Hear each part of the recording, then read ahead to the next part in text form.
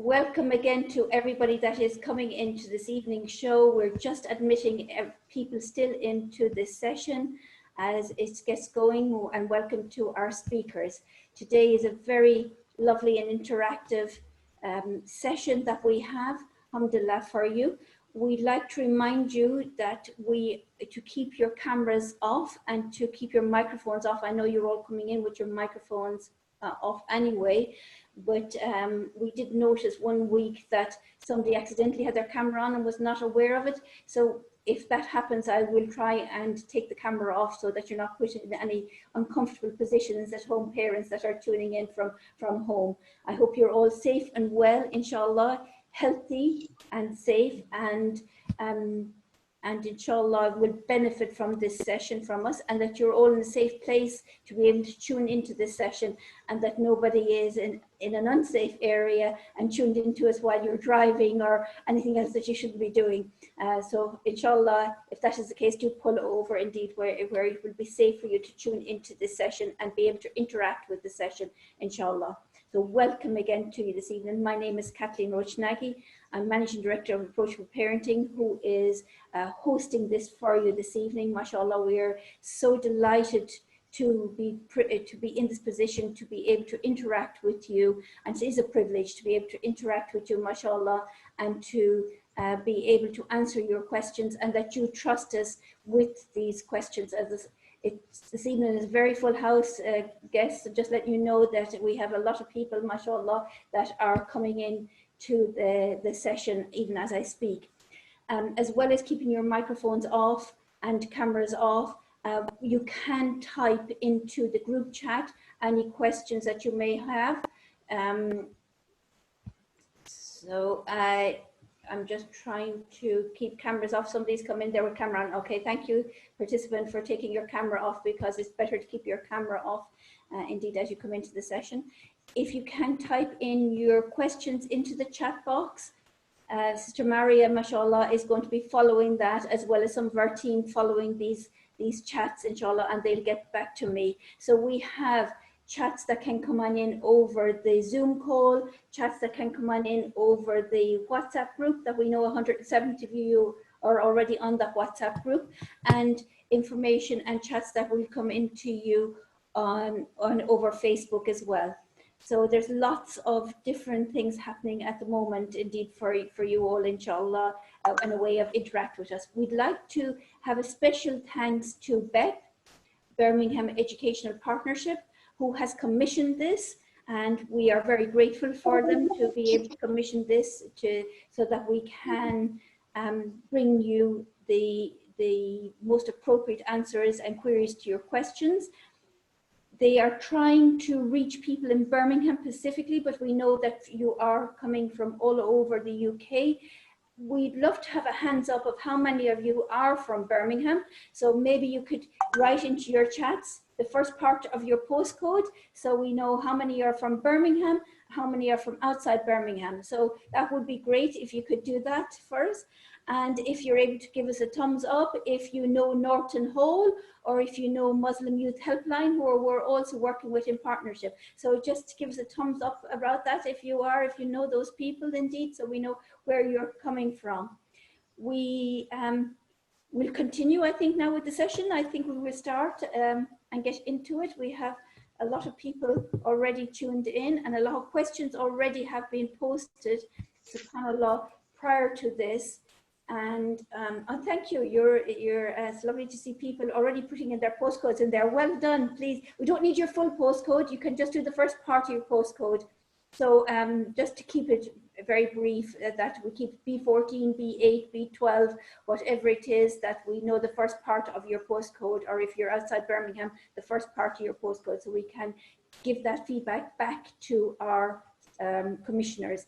And also they would want some evidence back of how these sessions have been. So if you can post in the chat or send us a message of how you found these sessions, have they been beneficial or not, and give a little bit of a brief about what the benefit of them have been, rather than just saying yes, they've been beneficial, or no, they haven't. Just a little bit of a message around that so we can feed back, inshallah, to our commissioners. So without further ado, I think I've been talking enough, and I'm still multitasking here and leaving people in. We have a wonderful team, and I'd like to thank them as well, mashallah, for being behind the scenes and helping me in getting everything up and running, inshallah, for you. And we pray, inshallah, that it will be a beneficial session and that the internet will keep us going, inshallah, and that we won't have any internet hiccups, indeed, over this hour. So we've had a list of questions that come in, a lot of questions that come in, and mashallah, what some of the team have done, Jazakallah khairan to Sister Parveen for doing this. She has teamed up the questions to make it easier for us to have the session as a very smooth session for you this evening. So we will start with questions around anxiety. And I'm going to start off with you, Sister Abdi. I know you have had the questions in detail. I'm just going to summarize some of the things that came out of those questions, which was around self-esteem, around bullying, around lying and not having boundaries in place, around narcissistic family behaviors. So there was a lot in those questions, and I know you've had the questions in detail, which we wouldn't be able to answer each specific question in detail, but you're going to answer all of this, inshallah, for us, or start answering, and then we invite the other team, the group members here, Sister Maarya and Brother Saeed, to join in after your response. Pass over to you, Sister Abdi. Okay, Assalamu alaikum wa rahmatullah. Lovely to be here and lovely to see you, Sister Kathleen, you, Brother Saeed, you, Sister Maarya, and alhamdulillah, everybody else who's here. I can't see everybody, but it's lovely to know that you guys are out there listening.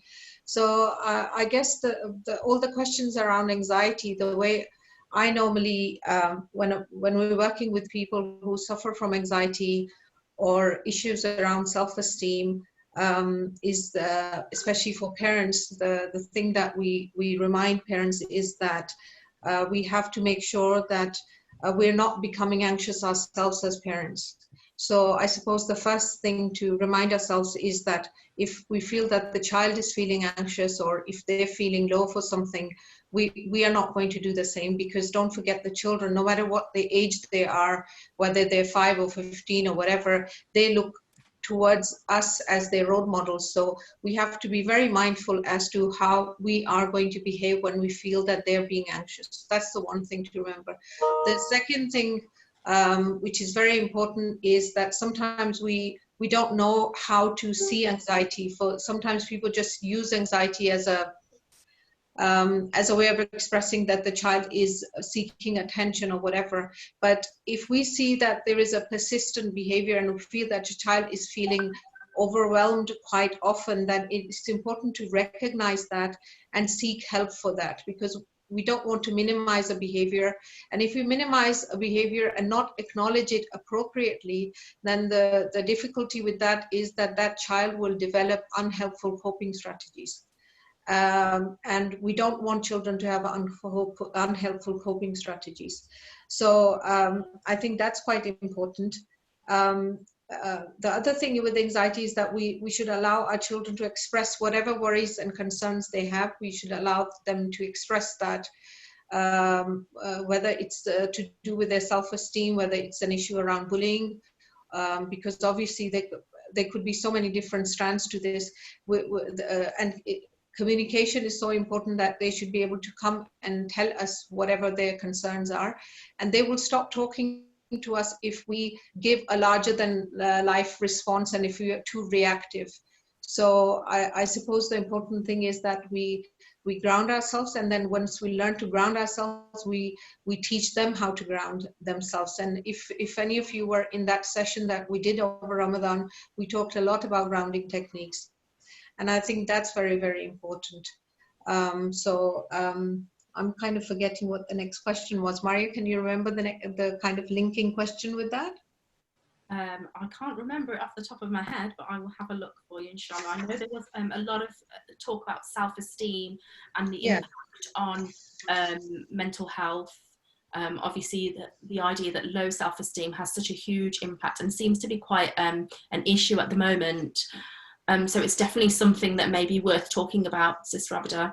Okay. So I suppose, especially with children when they're, and I think at some point we're going to look at strategies around coping with transitioning into primary to secondary school, because I remember that was one of the questions somebody else asked as well. So with that, obviously, children become more aware of their themselves in terms of their body image and all that, especially when they're transitioning from primary to secondary school. And that is also a very anxiety-provoking thing for young people. And I think with that, again, we go back to the basics of about how do we communicate, how effectively are we listening to our children, and how are we showing compassion, because compassion is very important. Sometimes our perspective is that we minimize whatever issues our children have. As adults, we think they're really small, petty things. So we can be very dismissive, because obviously by our age, little things are meaningless things, really. And I think that can be very difficult and challenging for the child, because from a child's perspective, whatever their reality is can be quite overwhelming, whether it's, you know, a girl doesn't like the shape of her nose, for instance, or she has issues with acne on her face, or whatever. That's her reality, and for her, she can be, or him can be, quite hypervigilant. So I suppose it's important to acknowledge that and then reframe that. And in our work, we talk about reframing a lot. So reframing in a nutshell means that we look at the same problem from a different aspect and give children an alternative and balanced kind of view, that have you thought about this or this or this. So it's about making sure that we're talking to them. And we can't talk to them unless we ground ourselves. So I suppose one of the things as parenting practitioners, which we discuss all the time, is that it's not so much about what we might say that the children should do. For us, it's about what we as parents have to do in terms of resourcing ourselves, because don't forget that children will always copy our kind of body language and whatever we're doing, and our inner belief system and our values. So it's, for me, I think it's about communication and compassion, and giving them those tools, which I said are basically the grounding tools. So yeah, do you guys want to add anything to that? Brother Saeed, would you like to add anything to that? Jazakallah khair. I think the most, firstly, is good to be with you all, inshallah, and it's a pleasure for me to share this platform with you, Sister Abeda, Sister Maarya, and Sister Kathleen, and everyone who's listening, inshallah. So I think the first thing, Jazakallah khair for that, and I think sometimes also is how we adjust. As children are growing up in our homes, they have changes going on, or we'll talk about changes later on. So in terms of how we parents, how we adjust, how we adapt to the different challenges. So when we see a difficulty sometimes or a challenge, we don't just look at the symptoms, but we're trying to understand the root cause. And we try and focus, as you said, Sister Abeda, is what is going on for that child, what is happening for them. And this is really important. And also compassion and mercy is about developing that connection. So the children feel safe, they feel secure, they can come and speak with us, they can relate to us. We look at the Quran and the stories of fathers and mothers and how they dealt with their children. For example, Luqman, who's the wise person mentioned in the Quran, alayhi salam, when he was advising his son, Allah subhanahu wa ta'ala said, وَإِذْ قَالَ لُقْمَانُ لِابْنِهِ وَهُوَ يَعِظُهُ. Luqman said to his son, when he was advising him, Ya Bunay, oh my beloved son, you know, Ya Bunay is like a lovely Arabic word, you know, my beloved son, you know, to bring him close to him. So he prepared the connection, the relationship, you know, the grounds for the relationship. And he used a term that is beloved to his son. So a term that will endear his son to him and will endear the father to the son. So it's how we kind of focus on that. And when we're thinking about engaging with our children, is about how we try and relate to them and relate to their issues and try and understand where they're coming from. Because sometimes when we, you know, see a child is not listening or they got issues around self-esteem, what are the issues around self-esteem, for example? What are the positive messages we give them? You know, how do we validate our children? And if we look at another example in the Quran, for example, the story of Yusuf alayhi salam in chapter Yusuf, when Yusuf came to his father and he said, you know, oh my dad, oh my dear father, I have seen, you know, I had a dream. And imagine if one of your children came to you and said, I had a dream, I saw 11 stars and I saw the sun and the moon prostrating for me. How would we react to that dream? How would we say, what are you talking about? Are you sure you're okay? But now, Sayyidina Yaqub, peace be upon him, he listened to Yusuf and then he validated him. He gave him advice not to speak to his brother about his dream. Also, he said, Allah will teach you and he will accomplish his ni'mah upon you. And he also connected him to his lineage. He said, and he will accomplish his ni'mah like he has accomplished it for your grandparents, for your father Yaqub, your grandfather Ishaq, and then your great grandfather Ibrahim. And then he said, Allah will teach you how to interpret dreams and how to interpret speech. So he kind of validated him and gave him, that opportunity. But also he linked him to his heritage. So it's about making children feel they belong and also making them feel they are valued, they are loved, and they can find it easy to come and speak with us. And also we seek to understand before we seek to be understood. I think that's really important. I think that's a really good point.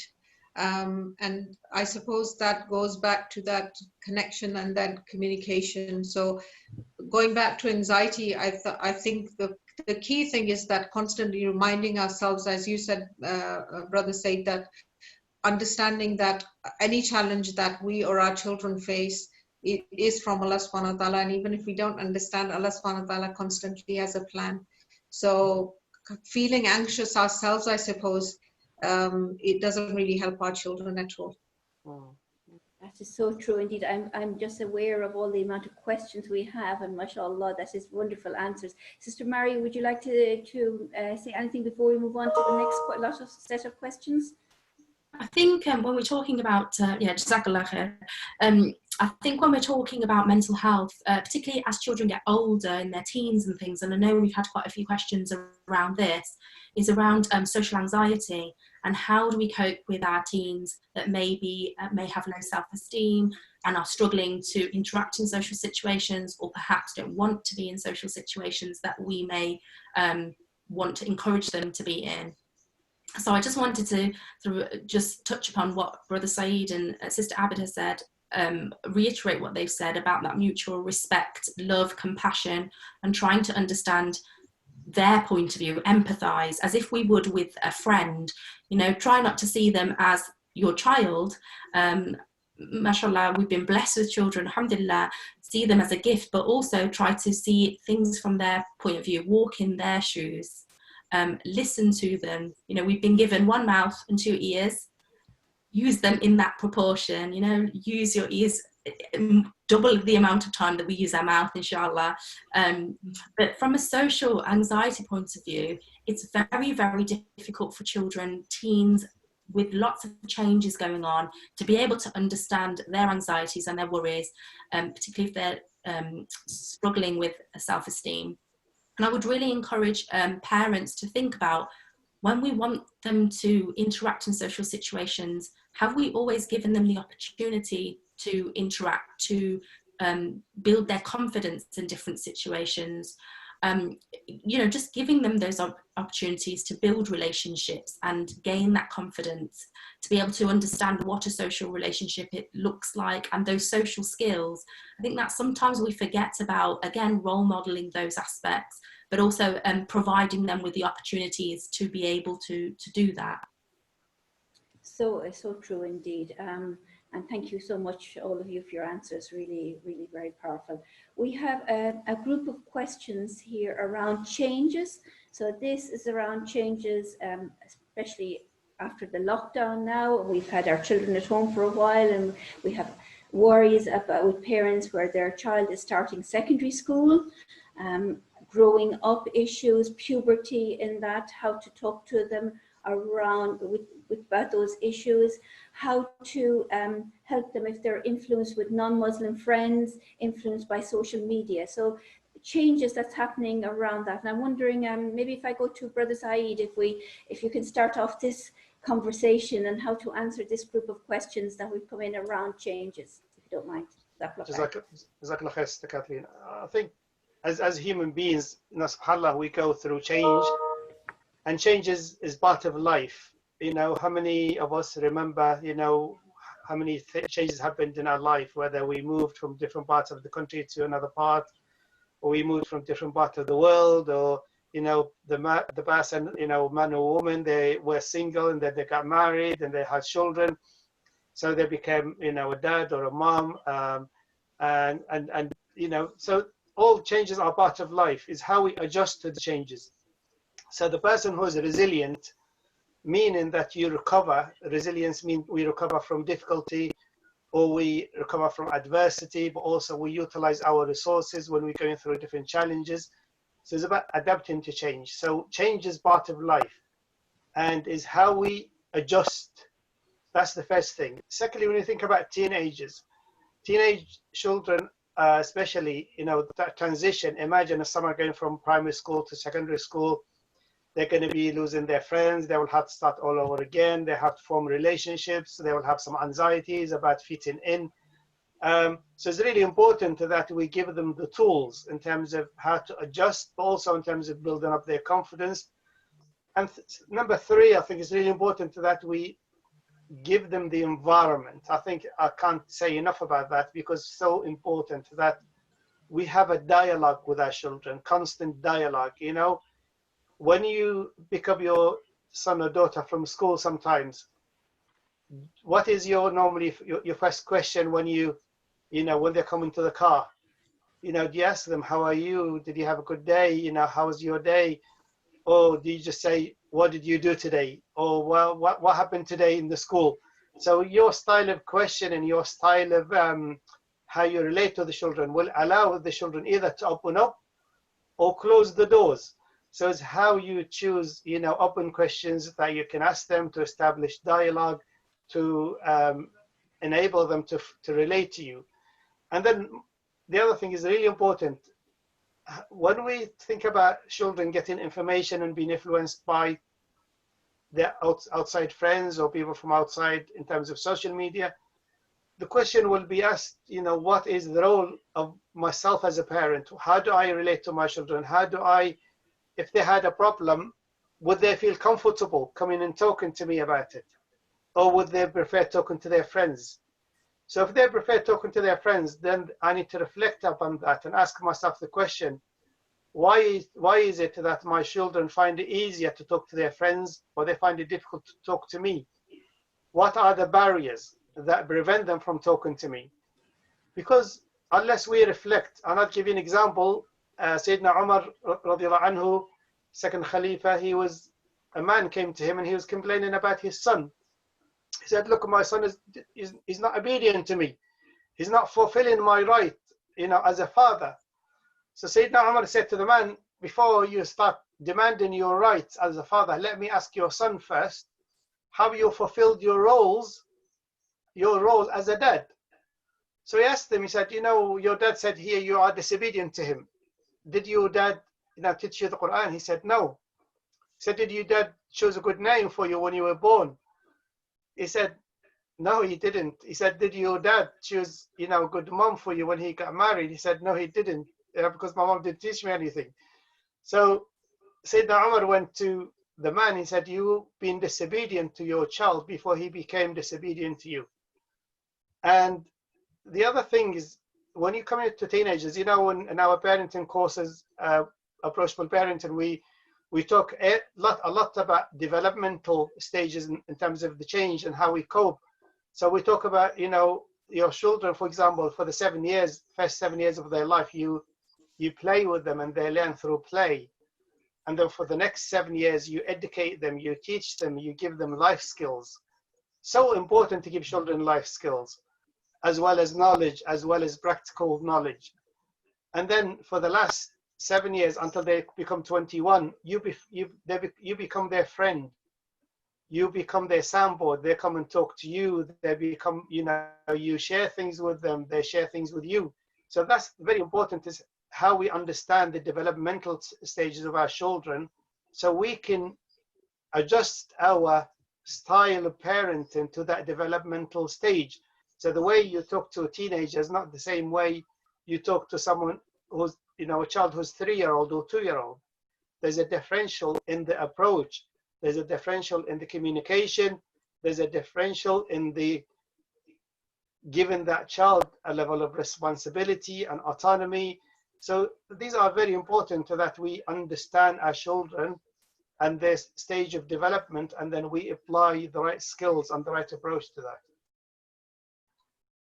Thank you so much for that answer. And actually, there's some questions coming in. There's one related to this about her child in year 6, age 11, having her own mobile phone and also being very influenced by her friends. So this is one that's just come up on the group and social media. So linking into that is about social media as well. I know you've touched on that.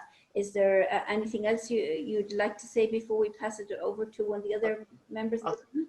I think the role of social media is so important for young people, and they get influenced. You know, lot of children, we see a lot of children coming to counseling, for example, with issues around body image. They influence in terms of what is, you know, acceptable and what is not in terms of, but I'll go back again, and, you know, if you give your child who's 11-year-old a mobile phone, do you just give them the mobile phone and then you exalt yourself from the responsibility?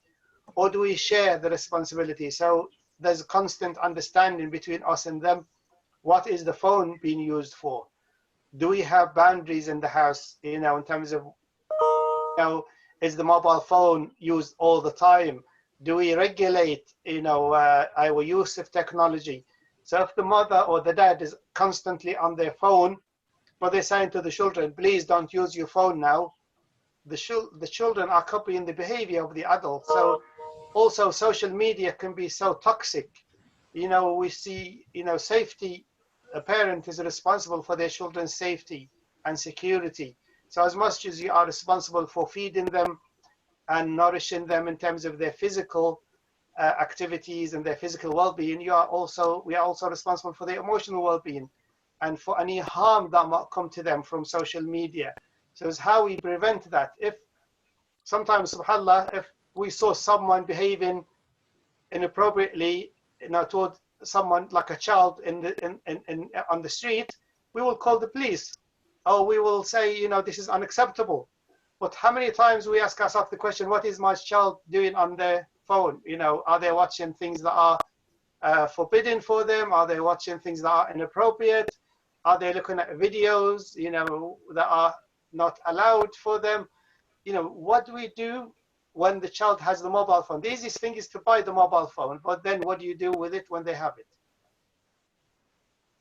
Thank you so much. That's really, I think you've answered that question very thoroughly there. Is there anything, Sister Abeda or Sister Maarya, you'd like to add to it? Kathleen, I think a reminder for myself as a parent always every day is to keep things in perspective, because one of the things which I find quite useful is to remind myself that when I'm feeling anxious, I feel that things sometimes can feel like they're larger than they are.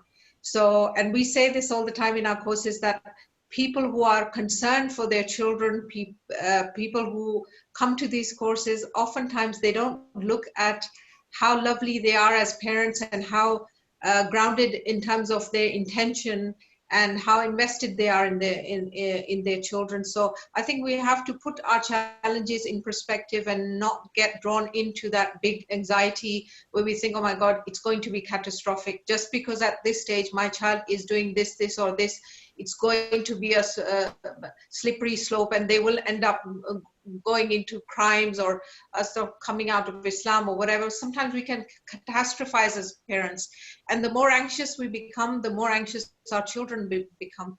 And I think it's just kind of reminding ourselves that we want to come to the middle place where we ground ourselves and we pull our children to the middle place, not to any extreme place, inshallah. So that's what I would like to add, inshallah.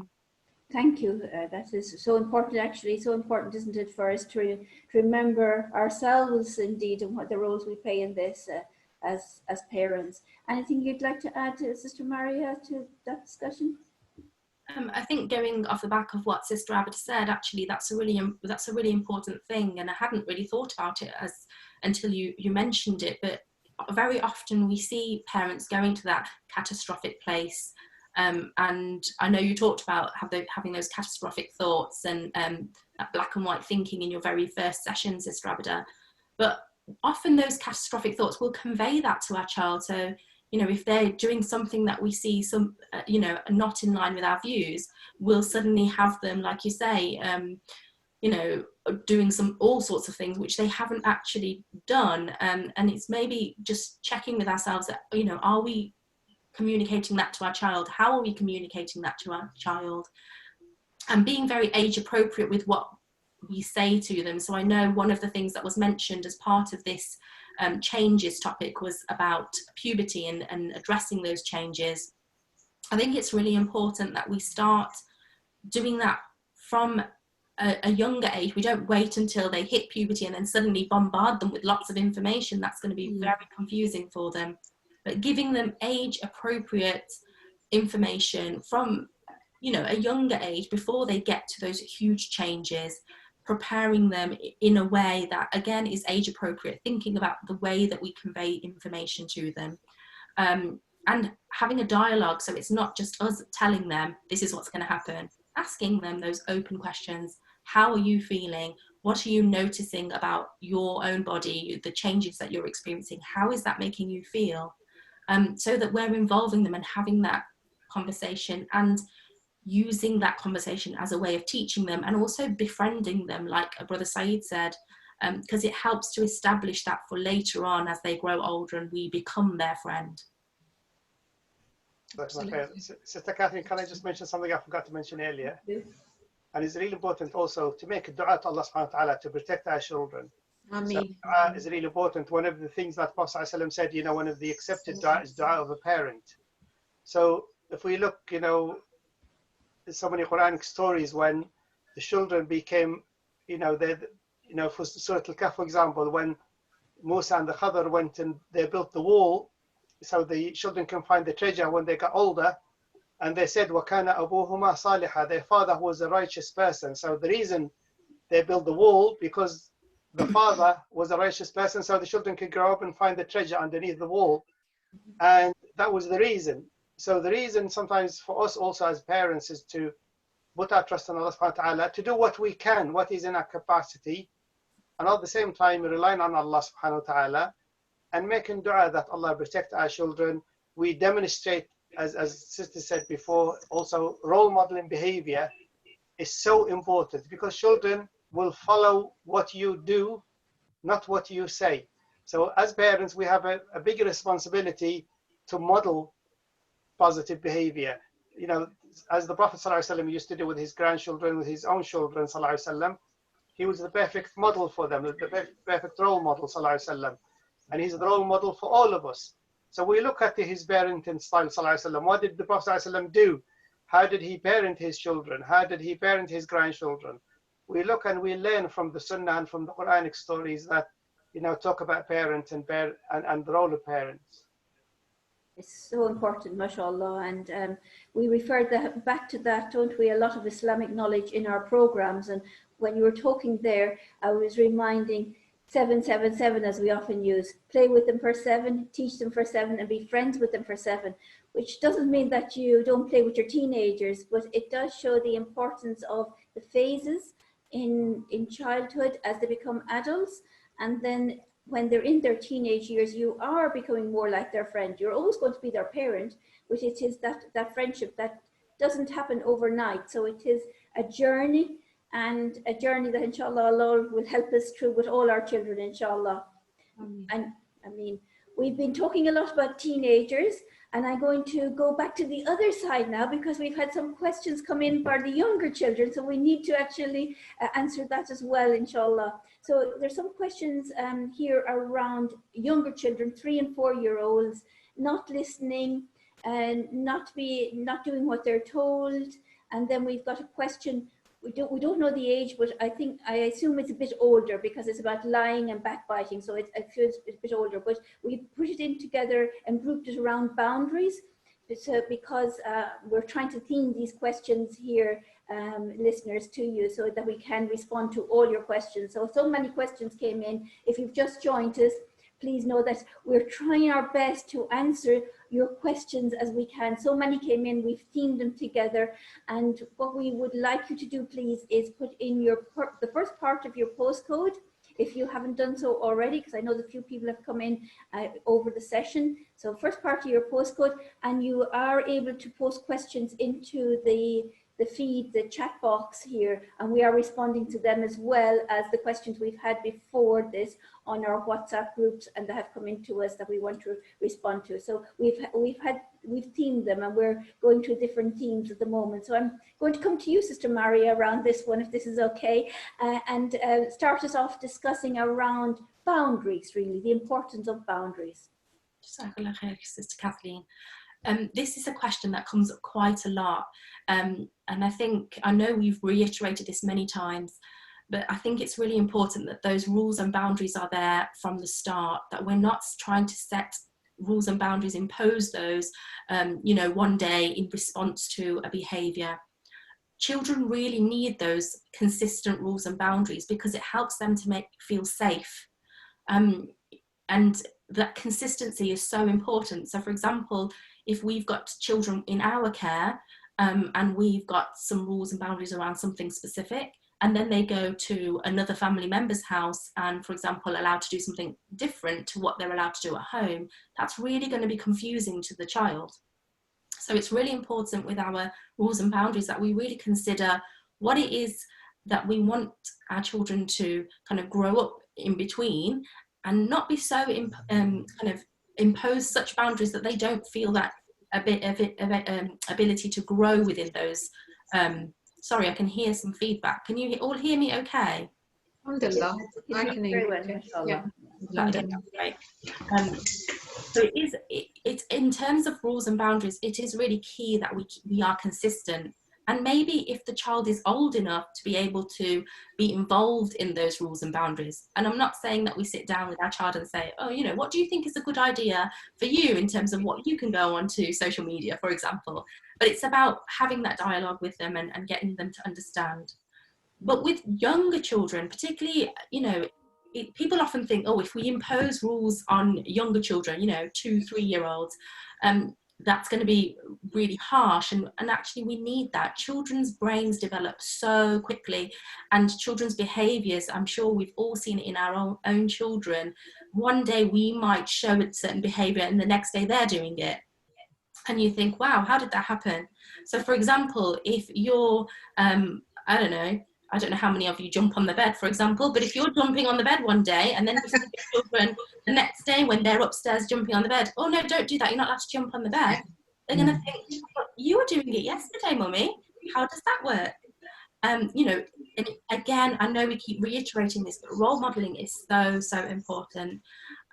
If we're saying to them, we really need to respect one another and talk to one another, are we doing that? Are we going down to their level and giving them instructions, simple instructions related to, again, age appropriate.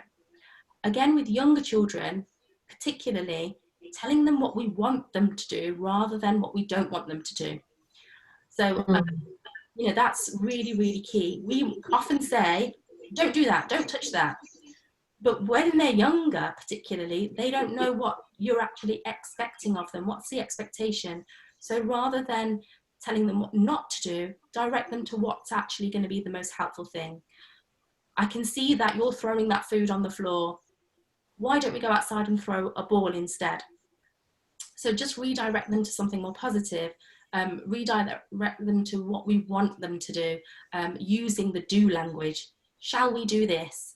And again, going down to their level, facing them.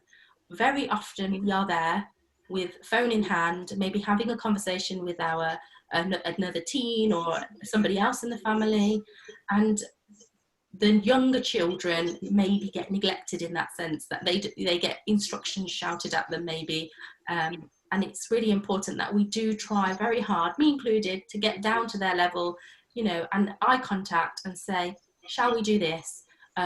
Can you put your coat on the hook? Rather than don't throw your coat on the floor. And the tone that we use, being very patient, inshallah. We have, Brother Saeed mentioned, we have an excellent role model, the ultimate role model in our Prophet sallallahu alaihi wasallam, using those examples that he's given us. We don't need to look elsewhere. Alhamdulillah, we have those perfect examples in here. Brother Saeed, is there anything else, Sister Abeda? Jazakallah khair, mashallah. You spoke, about the various elements. Jazakallah khair, you covered everything. I think the only thing I would just add is, as you said, just when you talk about the Prophet ﷺ and how he would talk to people. So when he spoke to someone, he will turn towards them and he will face with his chest, sallallahu alaihi wasallam, and he will turn completely toward the person, even that person, if that person was a little boy or a little girl. So one day his grandson Al-Hassan came to the place where the Prophet ﷺ was sitting with his companions, and Al-Hassan had a bit of a stutter. So he was talking. Hassan wanted to talk, and the Prophet ﷺ was sitting with the senior companions, all Abu Bakr, Umar, Uthman, Ali, and then Hassan was struggling. And the Prophet ﷺ was encouraging him, was smiling. He turned toward him and he was encouraging him to speak. And then when he finished speaking, even the Sahaba found this really difficult to listen because he was struggling with his words. But the Prophet ﷺ was encouraging him. And then when he finished, he said, that's my son. He inherited his stutter from his uncle Musa alayhi salam. How he connected him to Musa alayhi salam, who was a prophet.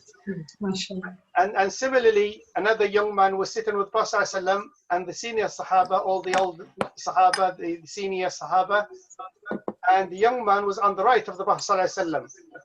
So when a drink was brought, some milk was brought to the Prophet ﷺ. So he drank from it.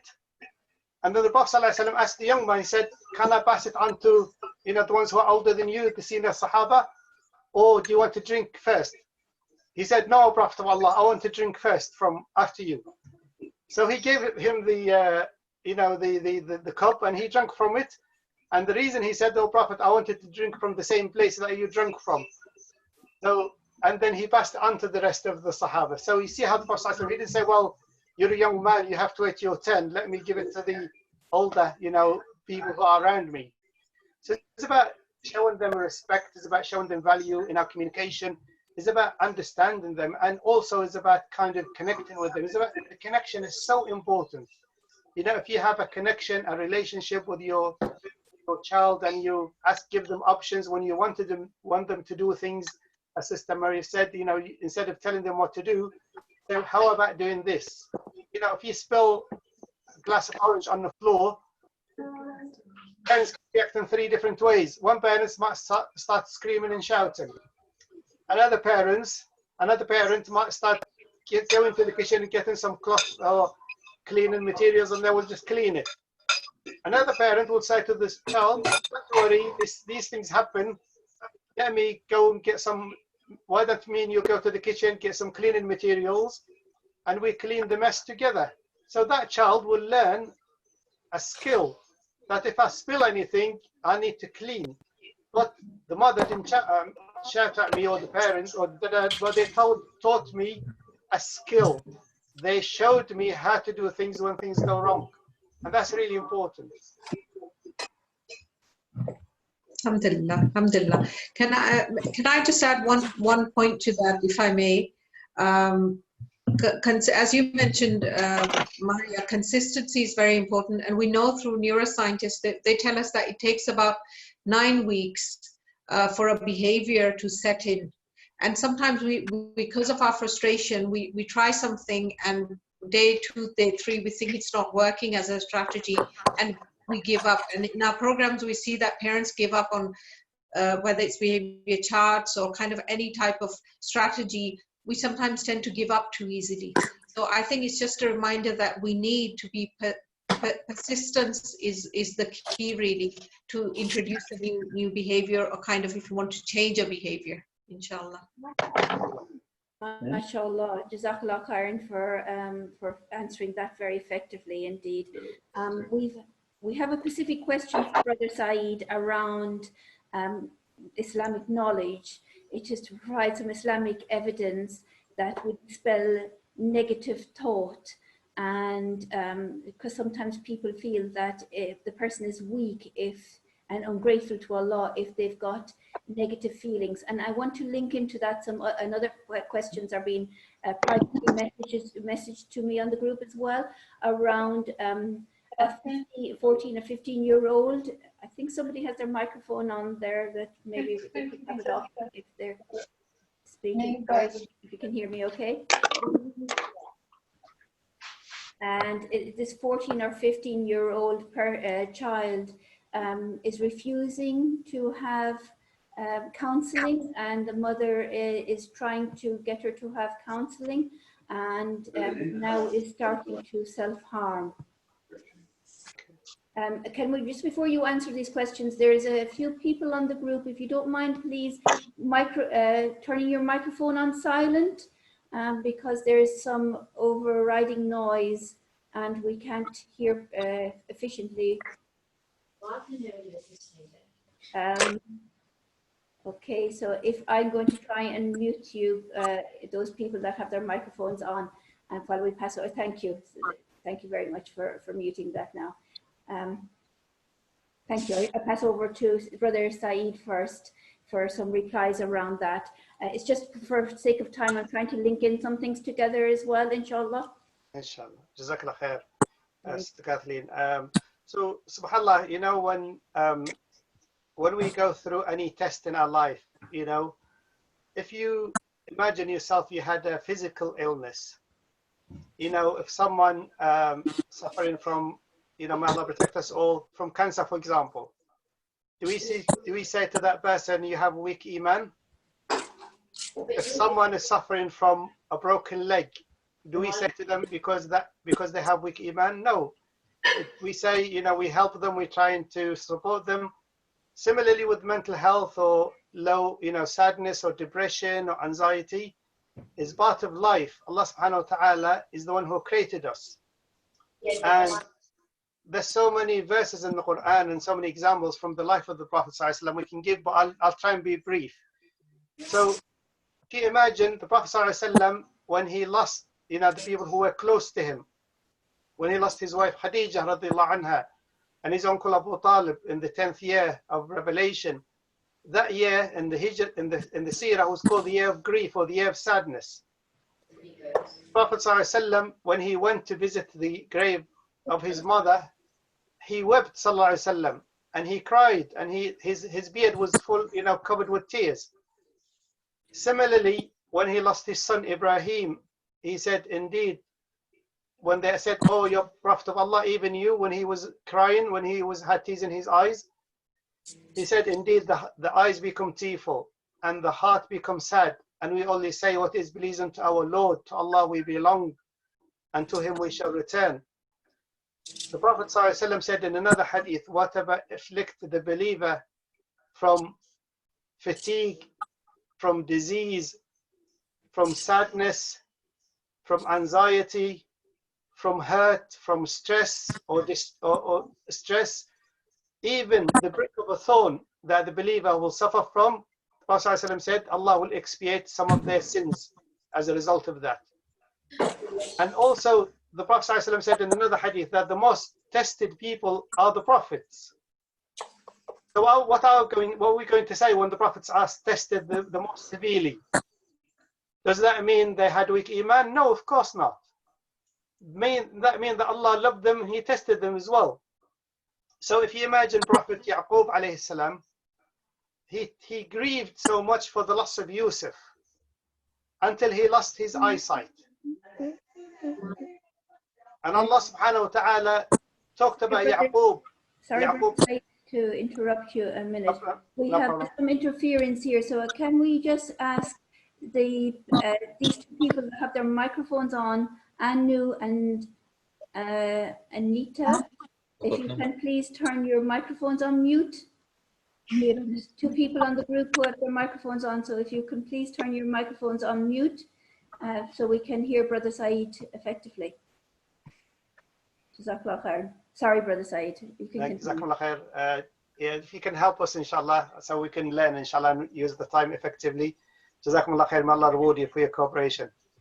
So if we imagine Prophet Yaqub, he cried. The Quran in Surah Yusuf talks about how he cried and until he lost his sight. But the thing that he did, he said, I only complain of my grief and my sorrow to Allah subhanahu wa ta'ala.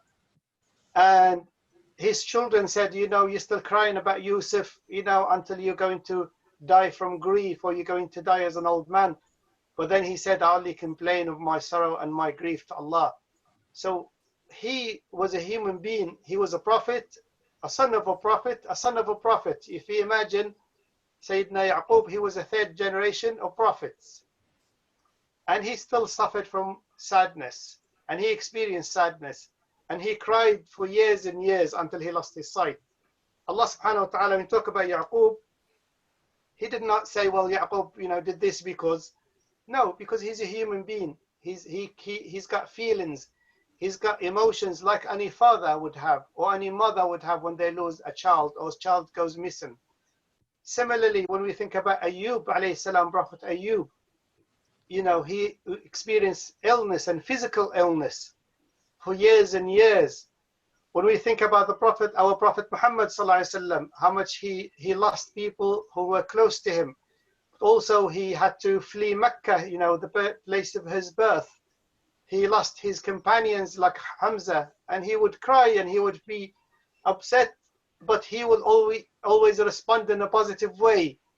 So even when he buried one of his companions, Uthman ibn Maz'un, the Prophet ﷺ was so tearful that his tears fell on the face of his companion Uthman when he was burying him, because he had feelings as he did ﷺ. But the most important is to recognize those feelings, is to recognize those emotions, and then deal with them in a positive way, deal with them in the way that Allah wants us to deal with them, and also to help ourselves. So the Prophet ﷺ used to teach us positive action.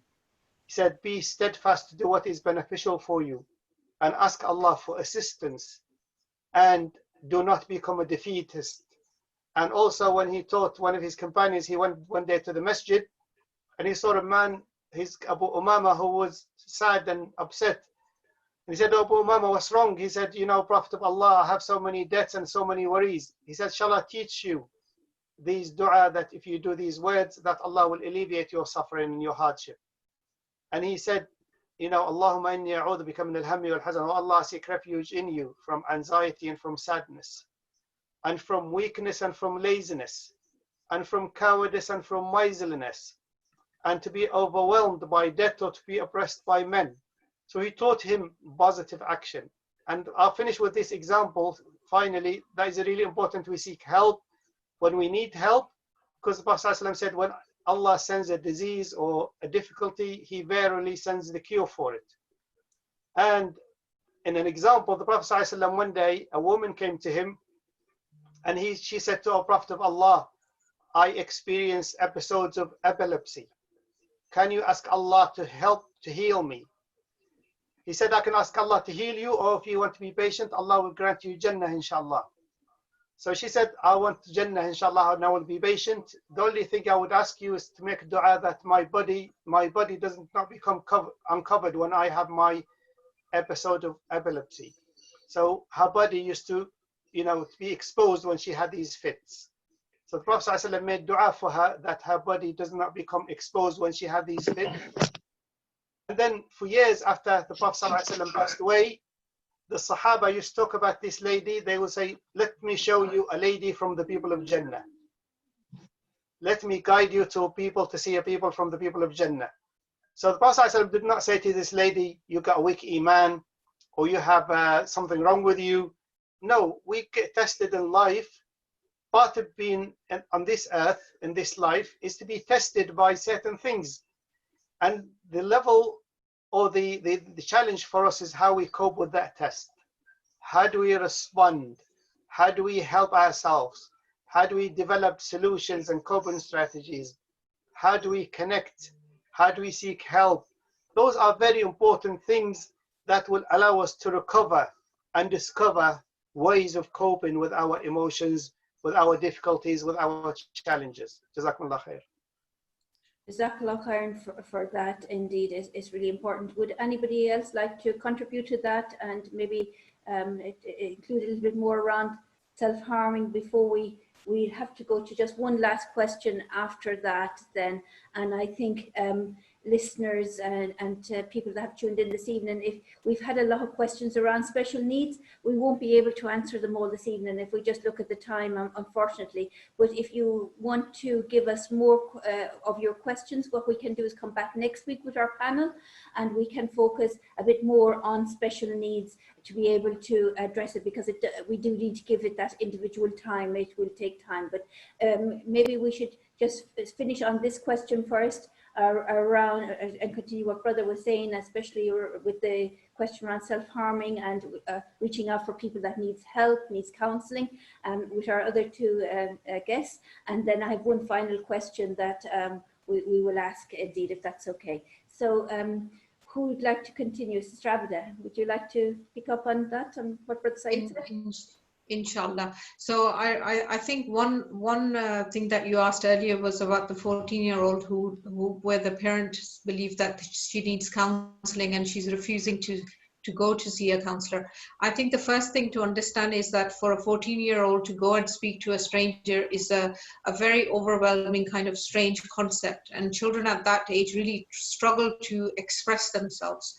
So I think forcing that child is not going to work. So it's about finding different ways. So my suggestion would be, inshallah, when the child goes back to school, it's about making sure that we have that relationship with the school, being able to speak to the teacher, for instance, or a mentor or somebody in the school. Because schools, mashallah, most schools have really good resources and they deal with mental health really well. So I would suggest that parent, rather than, if you're feeling that you're quite stuck, then rather than kind of keep at pushing at your child in one direction, it's kind of coming from a different angle. So that's my suggestion for that parent, inshallah. With regards to self-harm, I think the way we approach self-harm now, if you think about self-harm basically is, I'm not going to minimize self-harm because it's very scary when we see children who, whether they're cutting them arms or scratching or different kind of things that we see. It's obviously very scary, but we have to understand that self-harm is a coping strategy. So it gives that child the ability to release some of the frustration or anxiety they're expressing. So again, we don't want to panic. We just need to seek the appropriate help. And the way we do that is, if we're seeing that, then our first protocol is get in touch with the professionals, i.e. the GP. So the GP would be the gateway, and then they can, inshallah, signpost whether it's to mental health professionals or whatever the GP will plan for that child. But seeking help, I think, is the key thing at this stage. Yes. So if there's anything else you guys want to add, Maarya, would you like to add anything to that? Jazakallah, Sister Abeda. Yeah, I would definitely reiterate the idea of seeking professional help. It's really difficult if we have a child or teenager that doesn't want to accept the help that might be there. But again, it's getting that help for the parents as well, maybe getting some ideas about how to redirect that self-harm. It is quite important that we don't try to stop the child from self-harming. Obviously that depends on the extent of the self-harm. So if they're scratching, for example, if it's more superficial, then trying to stop them from doing that is quite difficult without giving them an alternative, because like Sister Abeda mentioned, it is a release, it's a coping strategy for them. So if we take that coping strategy away, what are we giving them as an alternative? So inshallah, we do need to explore that with them. If it's possible, inshallah, if we have that relationship with them, are there alternatives to this that might give us the same sense of relief or a similar sense of relief without actually causing harm to our bodies? There are some ideas that people can use, for example, rubber bands on their wrists. If that's something that, again, some people find that's, again, something that can be quite helpful in the moment where they feel a sense that they want to release, they can sort of twang that rubber band. It can be like rubbing ice cubes on their arms or the legs wherever they're self-harming, or scratching, for example. So there are definitely alternatives. It would definitely be an idea to speak to or seek professional advice, because there's so many sort of factors involved.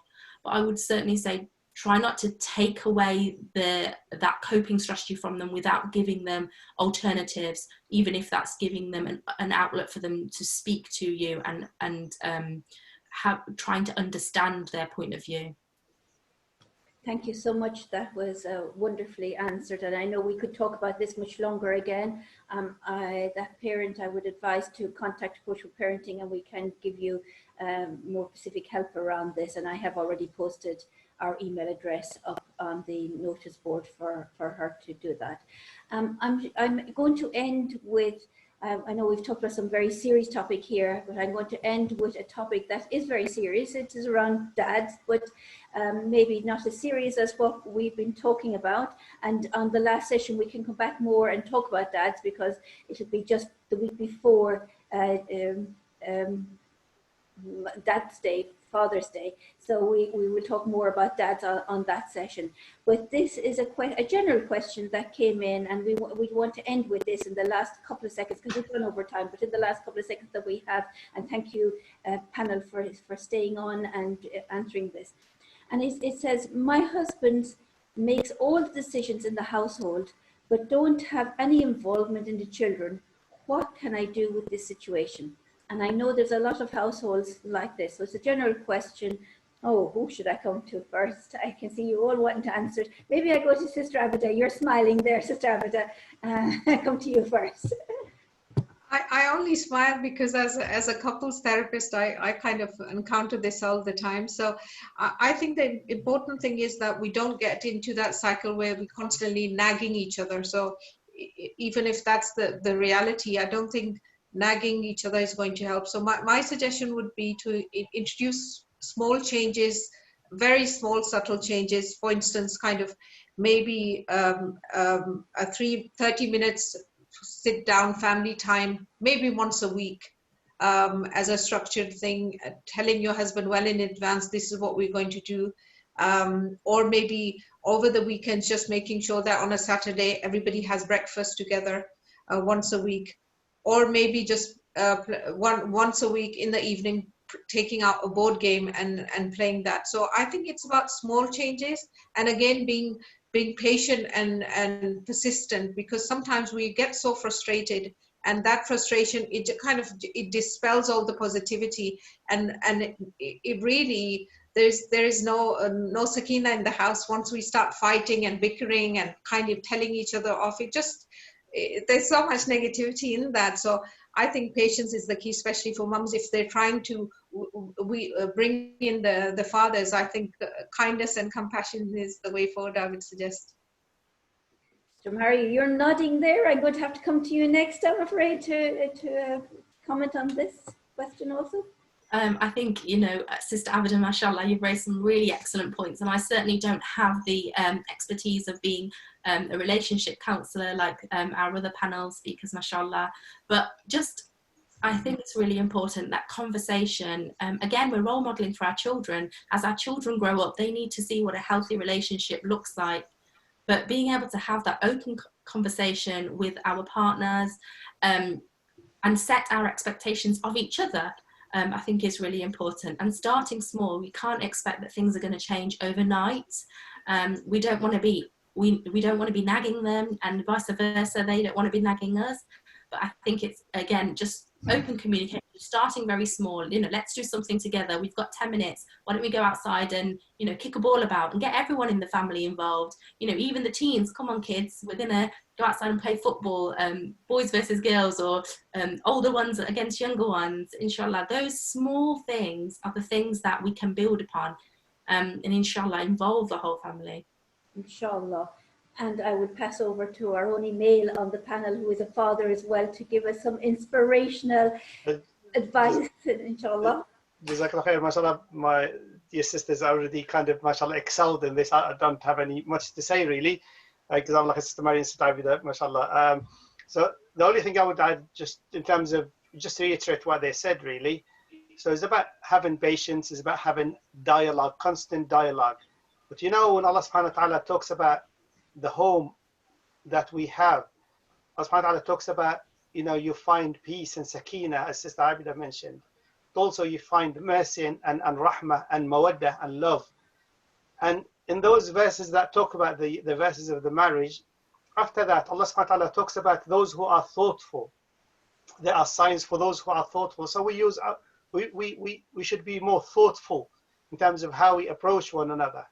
then we should be also more understanding of the needs of each other. And then, really important, another verse talks about لَآيَاتٍ لِقَوْمٍ يَسْمَعُونَ, those who listen to one another. There are signs for those who listen to one another. And then just to also to realize that it's not about competition, but it should be about we complement one another. So it's about completing one another, not competing with one another, but completing. When Allah talk about they are garment for you and you are garment for them, that means that we fit around one another. We kind of have a cohesive approach to our family life. We have a shared understanding of what is beneficial for the whole family. And then we learn to negotiate, with one another. So it's about that sense of having kindness and compassion, but learning to negotiate, learning to see the big picture and see what is in the best interest of the whole family rather than just one individual. Mashallah, Brother Saeed, that's really, that just made me think of something actually, that just involving the whole family and things like family values, family rules. It's really important to do that as a family, because it's our family. Our family unit isn't just one person dictating to everybody else. It's about working together and being a team. Absolutely. Jazakallah khair. And Jazakallah khair, I feel we're a real team here together this evening, indeed, answering all of these questions that have come in. MashaAllah, you have taken us on board, you have given super advice, MashaAllah. We have recorded this, so this will be put up onto our website. So that's Approachable Parenting website, inshallah. That's www.approachableparenting.org.uk. There will be a tip sheet that will go alongside this. It's going to be very difficult to put in a tip sheet because of such a variety of questions, but we'll do our best to put a tip sheet in to help you with some tips alongside this. If you go to our website, you will see the previous sessions that our guests did, and they should be up already on the website, along with some lovely tip sheets for each session as well. We like again to thank BEP, Birmingham Educational Partnership, for asking us to do this and ensuring that this happened to our listeners, and also to our other partners, Norton Hall, who are in Northeast Birmingham, and to a Muslim Youth Helpline also for being involved in this. This is lovely working with them in partnership, and we do hope that we'll have all of them on the last week on the panel and introduce you to organizations that are involved also that you can help with, indeed, inshallah. I know lots of people are putting up thank you messages. I can see our website up on the screen as in the chat box. Thank you so much for doing that, Maarya. That's wonderful. And I just want to thank each of our guests here, because they have really worked really hard to answer your questions after a long day of work themselves. We started the session at 5 o'clock. It wasn't as if they just started work at 5 o'clock. They've had a full day working, and mashallah, I've been in contact with them over the last few days, and they work really, really hard.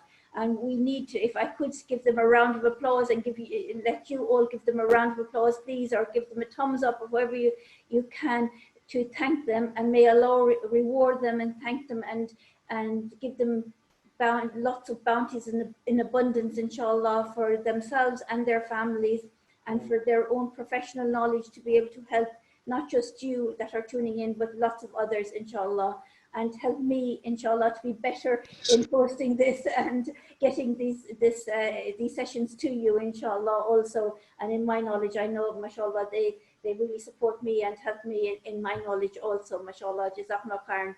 I think we're going to close with this evening's sessions now. I know questions have been coming in through the Facebook as well as here that we haven't been able to respond to. The best what we can do is hold on to them for next week, along with the other ones that we had around special needs, because I think that was a big session to start talking and opening up, and wouldn't have given it justice if we had just talked about it in the last few minutes. We really want our panelists to respond to that properly, inshallah. Every question is important to us, and we do try to respond to it efficiently and effectively for you, inshallah. And if there's anything else that you need please do email us on Approachable Parenting. So it's info@approachableparenting.org.uk. If there's anything that you didn't receive an answer to, please forgive me for my lack of understanding in getting that to you, because it is definitely my lack of trying to transmit that to our panelists while they're on air. But I hope we have managed to cover a broad range of your questions, and inshallah we will come back next week with our panelists for you to be able to answer the rest of the questions, inshallah. So we have next week at 5 p.m, Thursday at 5 p.m, and then the last session the following Thursday at 5 p.m, inshallah. Is there anything you'd like to say before we leave our viewers, our listeners this evening? Sister Maarya, I'll go to you first. I'll work my way around, inshallah. Just a quick mention, inshallah, next week is mental health, infant mental health week. Mm-hmm. So inshallah, we'll also do a little bit on that and bring that to the focus as well, inshallah. So if there's any questions specifically around pregnancy or mental health in the 0 to 3 category, then please do send your questions in. And just jazakallah khair for letting me be part of this. It's been a real honor, and mashallah, I've learned a lot from the other panel speakers as well. Jazakallah khair. Thank you for that reminder, because before I go to the other panelists, it is Infant Mental Health Week. We are putting up in different languages messages about infant mental health, because I think we still as a community need to learn a lot about infant mental health. We are putting up that, inshallah, on our Facebook, on our Instagram pages in different languages. We have a range of languages, so watch out for that next week, inshallah. And also on Tuesday, if you tune into Parenting Hour on Unity FM at 5 p.m, there's a special program coming with Kathy Coombs, who is a chief psychologist in our area, and some of our colleagues as well, talking about infant mental health. So please tune in and be aware of that, because we do want to get that message across. So thank you for reminding me for that. Sister Abeda, before we end, is there anything you'd like to say to our listeners? Jazakallah khair, Kathleen. Just would like to say jazakallah khair to everybody, and well done for coming up here and listening to us patiently. And just want to end with the dua. May Allah subhanahu wa ta'ala make all of us the best versions of the people that we want to, and make our children the coolness of our eyes, inshallah. And I'm looking forward to being here next week, inshallah, again. Inshallah, ameen, jazakallah, lovely dua. And Brother Saeed. Jazakallah khair to everyone, to Sister Maarya and Sister Abeda, and you, Sister Kathleen, and the rest of the team for organizing this, and for the brothers and sisters who are listening. May Allah reward you, and may Allah, make you, inshallah, make your children, inshallah, the coolness of your eyes, and also make you the best parents you can be, inshallah, and make all of us the best parents we can be. And remember that parenting is a joyful experience, is very rewarding experiences. Allah subhanahu wa ta'ala reward the parents immensely, because Allah subhanahu wa ta'ala knows that, the struggles and the things they do for their children. So everything you do, inshallah, Allah will reward you for it if you do it with the right intention, and if you do it with the correct motivation, inshallah. So may Allah subhanahu wa ta'ala reward you as parents, and Allah subhanahu wa ta'ala will never forget anything good that you do for your children to help them on their journey to be the best they can be. What a beautiful reminder to end with. Please, listeners, keep us in your dua. We will see you next Thursday, inshallah, at 5 p.m. Please log in on time, and we're going to have a lovely interactive session. Jazakallah khairan, panelists. And to our team, I cannot forget them, indeed. Sister Samreen, Sister Parveen, Sister Khalud, mashallah, and everybody else that's behind the scenes trying to make this as smooth as possible. From all of us at Approachable Parenting, have a good evening. Look after yourselves, keep safe, keep you and ourselves in your du'as, inshallah, and we'll see you next week. Assalamu alaikum.